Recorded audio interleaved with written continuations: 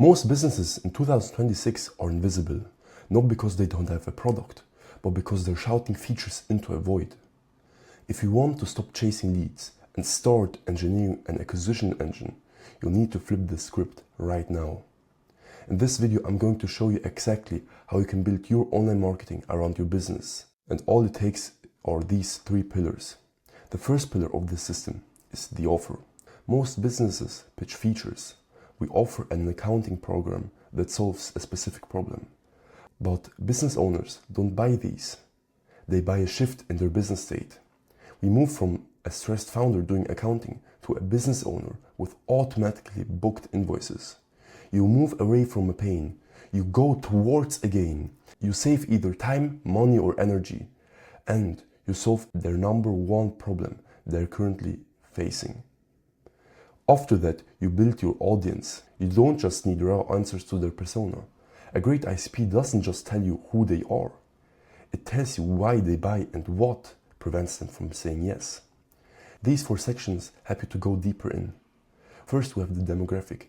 What's their age range, gender, and what education level do they have?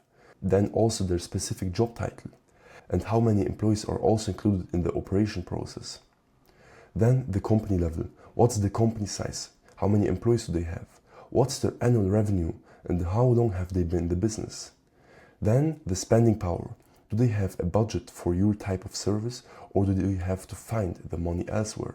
Who's the decision maker? And so on. Then the geographic. Where's the location? Are they local and national or international? The climate. Are they in fast-paced urban tech, or are they decentralized? Also, what's the culture? What specific regulations or culture business norms do they have? For example, in German they're very direct, or in Italy it all goes around relationship first. And how is this affecting their business? Then the psychographic. Which pain points do they have? What keeps them awake at night so the founder can't sleep? What are their goals and aspirations in their business? If their business is a 10 out of 10 a year from now on, what does that look like? Then value and beliefs.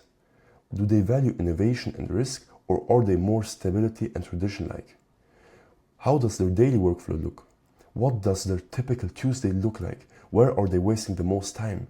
How can they improve it? And at last, the fears of them. What are they afraid will happen if they don't solve their current problem? For example, I have to fire my team, or my competitors will make me irrelevant. And at last, the behavior. Where do they hang out the most of the time online?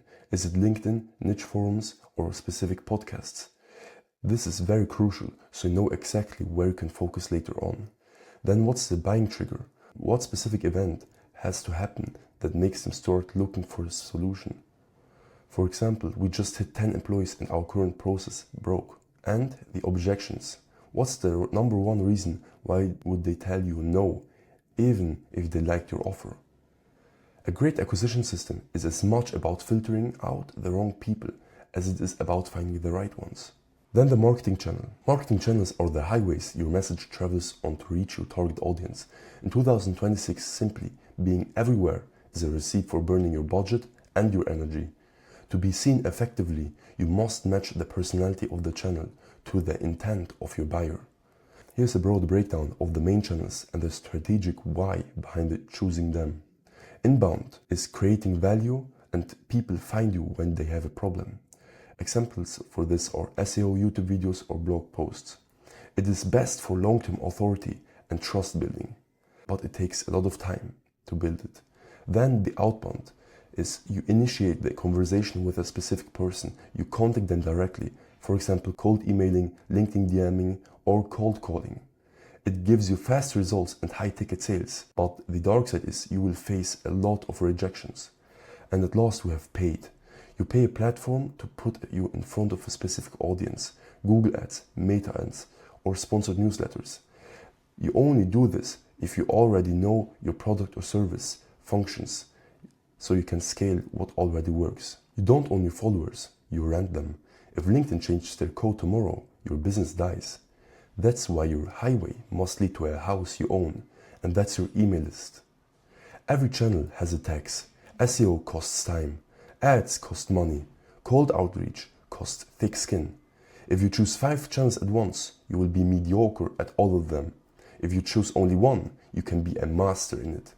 Choose your tags. Do you want to pay with your wallet, your clock, or your ego? Also be aware of the algorithm trap. Most social channels want to keep users on the platform.